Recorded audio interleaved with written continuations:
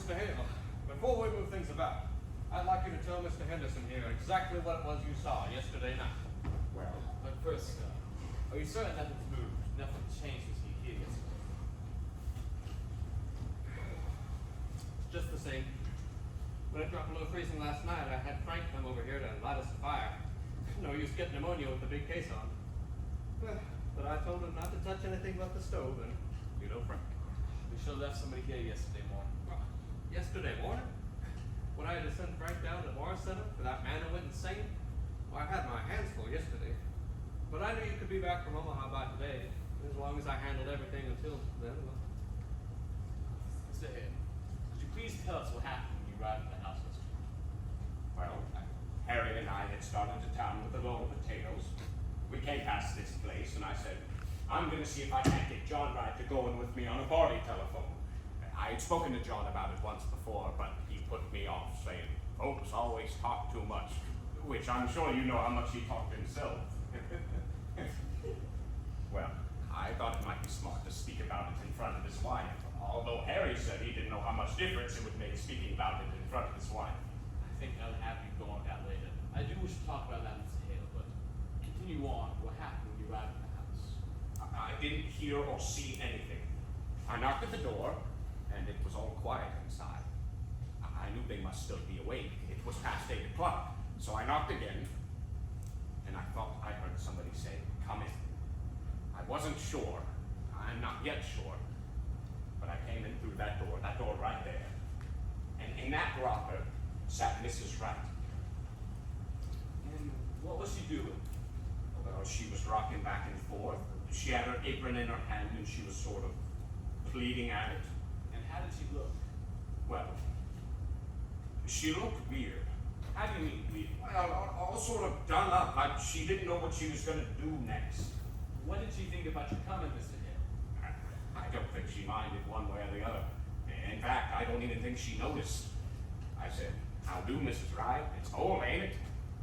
Is it? She said, and just went on bleeding in her apron. Well, I was surprised. She didn't ask me to come sit down or to sit by the stove. She just kept on bleeding in her apron. So I said, I've come to see John. And at that, she just laughed. Well, I guess you would call it a laugh. So out of patience, I said a quick, can't I see John? No, says she. No, ain't he home, says I. Yes, he's home, says she. But why can't I see him, says I. Because he's dead, says she. Dead, says I. She just started nodding her head, not getting excited about the whole thing, but just rocking back and forth. I said, why? Where is he, Mrs. Wright? And all she did was point upstairs like that. I headed for the upstairs, and then I got the idea to ask, what did he die of? He died of a rope around his neck, said she. At this, I had to go outside. I called for Harry. I thought I might, I don't know, need help.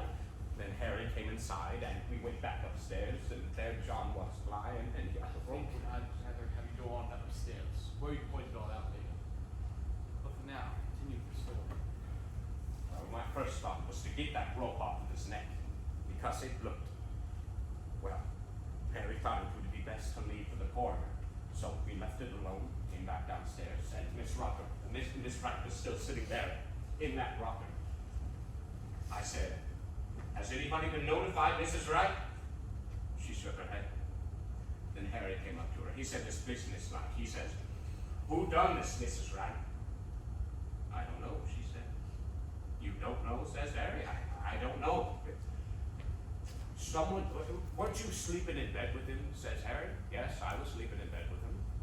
Someone slipped a rope round his neck, and you didn't even notice, says Harry. She just shrugged her shoulders and shook her head. We must have looked as if we didn't see how this was possible, for after a few moments of silence, she said, I sleep sound. Soon after this, Harry left, and he went to the Rivers place where there's a telephone. What did she do when you had said you had gone for it? All she done was move from that rocker to that chair right there. I thought I should make some conversation, so I said, I came to see if John wanted to go in with me on a party telephone. And at that, she just started to laugh. And then she stopped, and she looked at me, scared. if she was scared. I wouldn't like to say she was. Soon after, Harry came back, and then Dr. Lloyd, and you, Mr. Peters, and, well, I guess that's all I know that you don't. Well then, I think I'd like to take a lay of things upstairs now. Now you're certain nothing else here has changed. Nothing will lead to any uncertain motive. Nothing new but kitchen things. Here's a mess. Her fruit. It did freeze. She worried about that when it got so cold. She said the fire would go out and jars would break. Well, can you beat the women? Held for murder and worrying about a preserve? Well, women are used to worrying about trifles. And yet, with all their worries, where would we be without the women?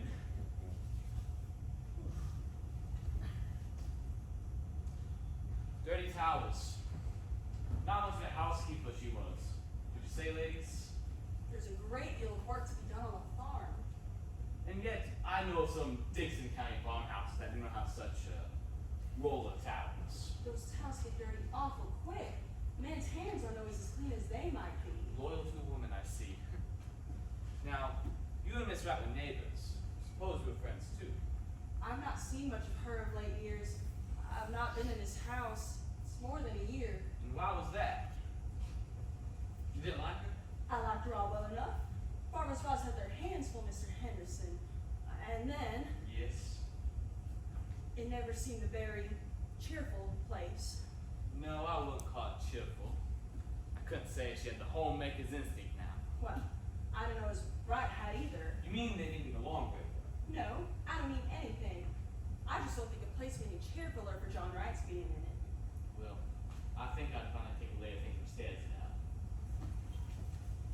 Well, I suppose anything Mrs. Peters does will be all right. She was to take us some clothes, you know, a few little things. We got back in such a hurry yesterday. I think I'd like to see what you take, Miss Peters, and do keep an eye out for anything that might be of use to us. Yes, Mr. Henderson.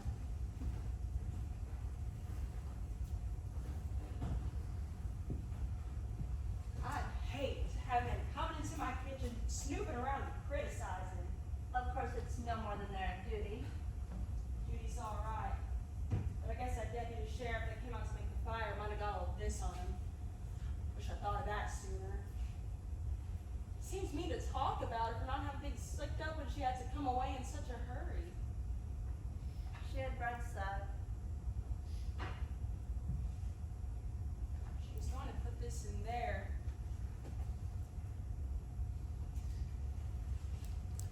It's a shame about her fruit. I wonder if it's all gone. I think there's some here that's all right, Mrs. Peters. Yes, here. This is cherries, too. I declare I believe that's the only one. She'll feel awful bad after all her hard work in the hot weather. I remember the afternoon I put up my cherries last summer.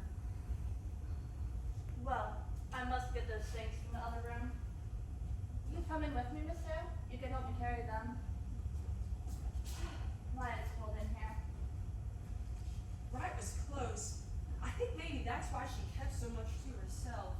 She didn't even belong to the ladies' aid. I suppose she felt she couldn't do her part, and then you don't enjoy things when you feel shabby. She used to wear pretty clothes and be lively. Oh, back when she was Penny Foster, one of the town's girls singing in the choir.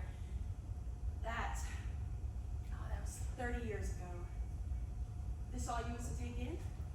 Her apron. It's a funny thing to want, for there isn't much to get you dirty in jail. But one has become more natural. And her little shawl is hung behind the door. Yes, here it is. Mrs. Peters, Yes, Miss Hill?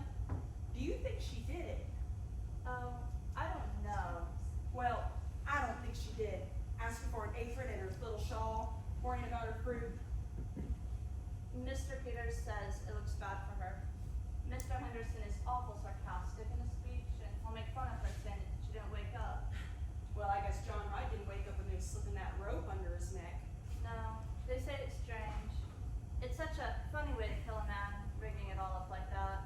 That's just what Mr. Hale said. He said there was a gun in the house. Says that's what he can't understand.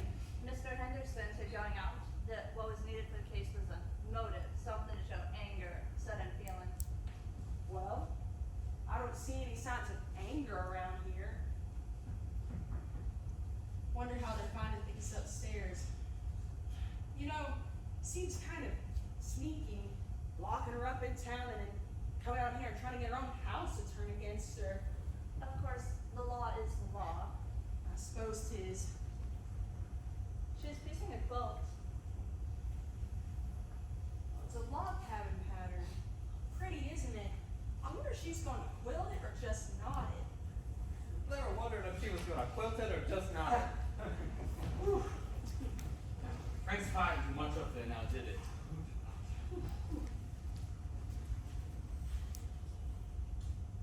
I think it's about time we go out to the barn and get that checked out.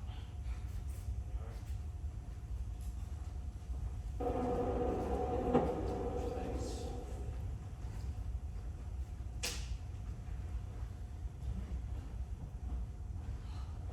I don't know if there's anything so strange or taking up our time with little things, but we're waiting for them to get the evidence.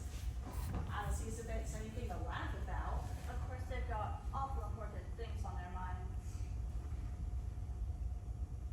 Mrs. Peters, look at this one. Look at the sewing. All the rest of it's sewn nice and even, and then look at this one. It's all over the place. Why, yes. It looks as if she didn't know what she was about. What are you doing, Miss Hale? Just pulling out a stitch or two that's not sewed very good. Well, that sewing knows me being fidgety. I don't think we mustn't touch things. I'll just finish up this end. Mrs. Peters, Yes? what do you suppose she was so nervous about? Oh, I don't know if she was nervous. I sometimes feel awful strange when I'm just tired.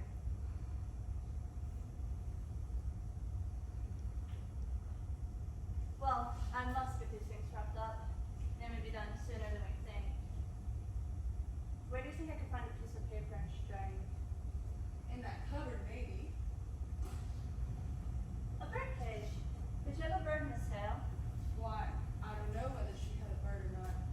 I've not been in this house in so long. Seems strange to think of a bird here, but she must have had one, or why else would she have a cage? Wonder what happened to it. Suppose maybe the cat got it? No, she didn't have a cat. She's got that feeling some people have about cats, being afraid of them. Mrs. Peters, look at this door. It's broke. One hinge is pulled apart. It looks as if someone must have been rough with it. Why, yes. I wish if they were going to find any evidence they'd be about it. I don't like this place. Me neither. But I'm awful glad you came with me. It would be awful lonesome for me sitting here alone. It would, wouldn't it?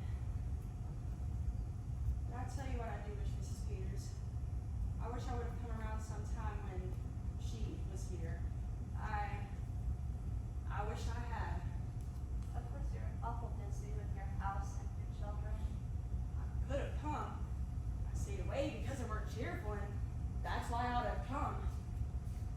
I don't like this place. Maybe because it's down in a hollow and you don't see the road. I don't know what it is. It's a lonesome place, and it always has. I wish I would have come to see Minnie Foster sometimes. I can see now. You mustn't reproach yourself.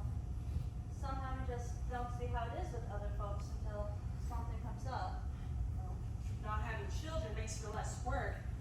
Makes a quiet house and ride out to work all day and no company when you did come in. Did you know John Wright, Mrs. Peters? Not to know him. I've seen him around town, and they say he was a good man. Yes, good. He didn't drink, and he kept his word as well as most, I guess, and paid his debts. He was a hard man, Mrs. Peters. Just to pass a tough day with him. Like a raw wind that gets to the bone. I should think she would have wanted Bird, but what do you suppose went with it? I don't know. Suppose maybe it got sick and died?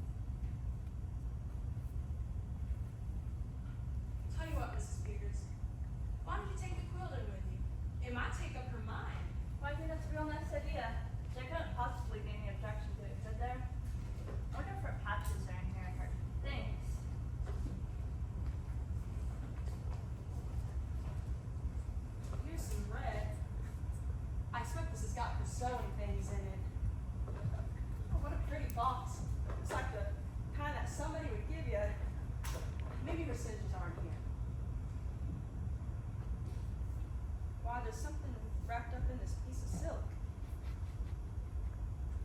Why, this isn't her scissors. Mrs. Peters. It's the bird. But look at its neck. Look, it's all other side too. Somebody wrung its neck.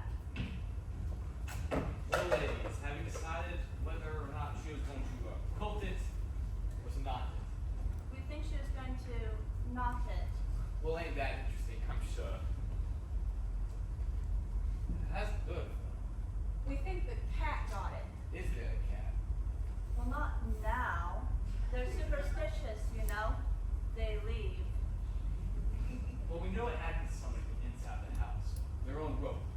Now let's go back upstairs to go over everything piece by piece. It had to be somebody who knew the right person at the right time. It's a taste. She liked the bird. She's gonna bury it in a pretty box. When I was a girl, my kitten, a boy took a hatchet before my eyes, and if they hadn't held me back, I would have hurt him.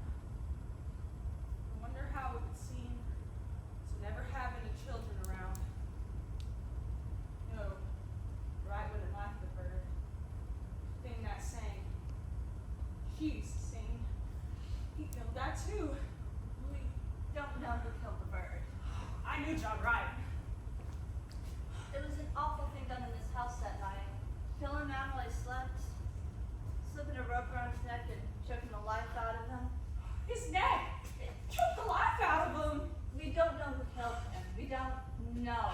If there have been years and years of nothing, and then a bird to sing to you, oh, it'd be awful. Still, after the bird was still, I know what stillness is. When we were homesteading in Dakota, after my first baby died, him only 2 years old, and me with no other how than... soon do you think they're going to be done looking for the evidence? I know what stillness is.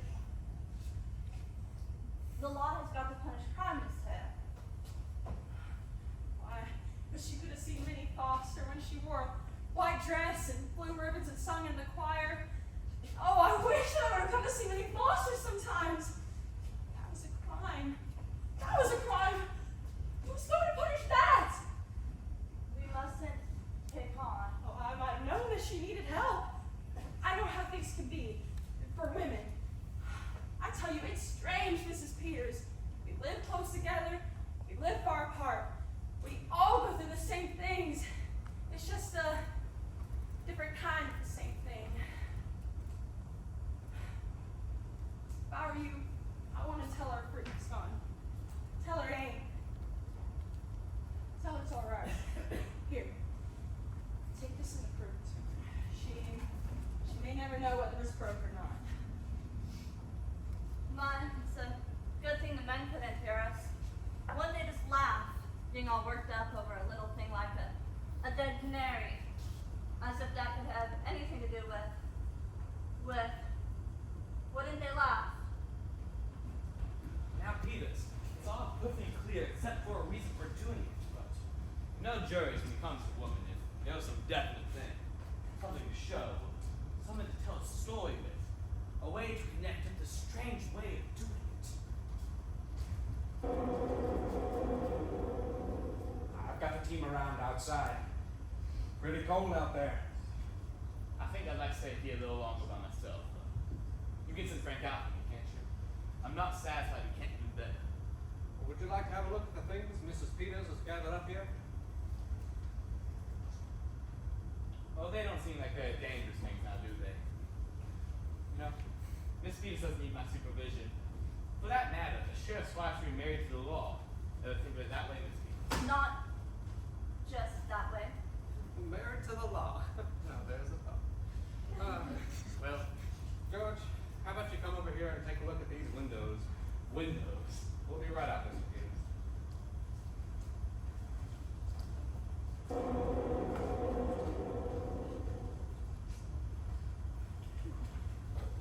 Well, Henry, at least we found out that she was not going to quilt it, but she was. What was it called, lady?